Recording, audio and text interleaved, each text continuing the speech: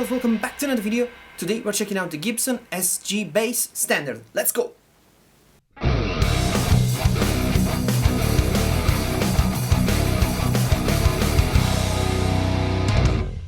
So, welcome back. Today we have this cool bass that is sometimes hated by bass players. It has a very peculiar sound.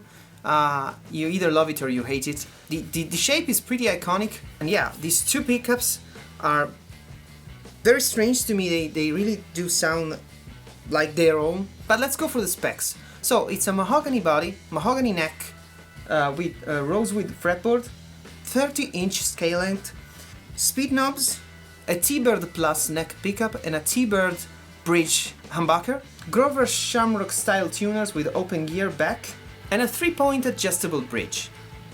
It's a very iconic shape. As I said, you either love it or hate it. I don't think there's much in between. The feel is really nice. It's a satin lacquer, so it's really nice to feel. In this particular example, the fretboard is a little bit dry, and the action is a little bit higher for my taste, but I think it suits this kind of instrument.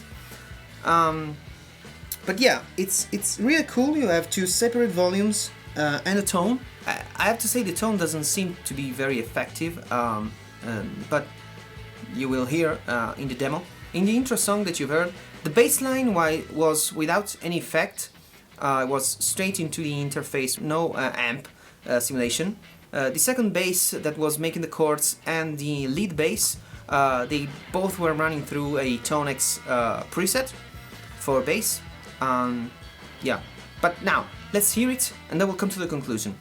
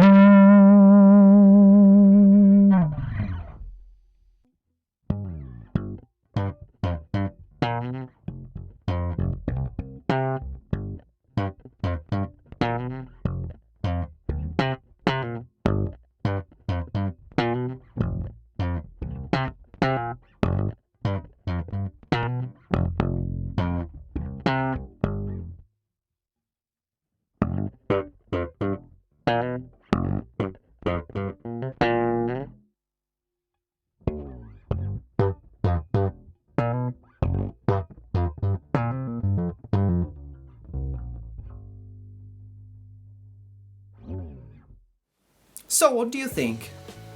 My impression is that if you liked it, it's your bass.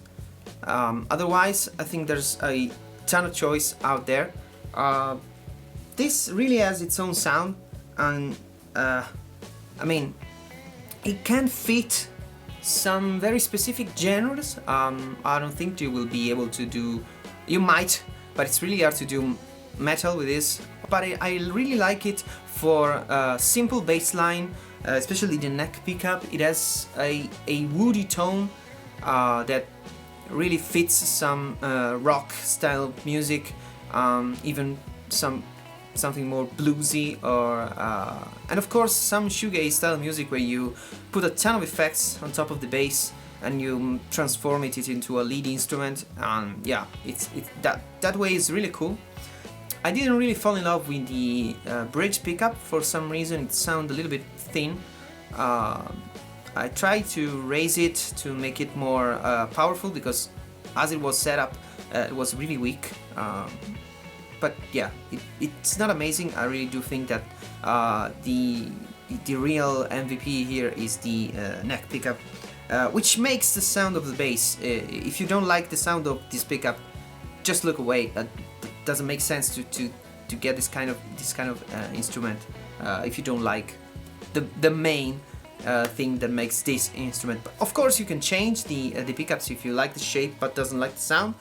But I don't know, there's a ton of other basses out there that can do all the other specs of this with different pickups. So if you're looking to this one and spending this much money onto a Gibson, I think you really are into that sound. And it's cool. It's a really nice instrument. You know, I like to say good and bad stuff about Gibson quality, but this really feels good. The bridge is not particularly awesome. I think it's one of those bridge designs that you go, nah. It could be better, but it could also be worse. So it seems to work. It seems to work, but it doesn't. I don't think that you can love it. But yeah, this particular model is a 120th anniversary one from 2014, I guess. And yeah, it's a really cool instrument. So this is it for today. Let me know in the comments if you liked it, and I'll catch you in the next one. See ya!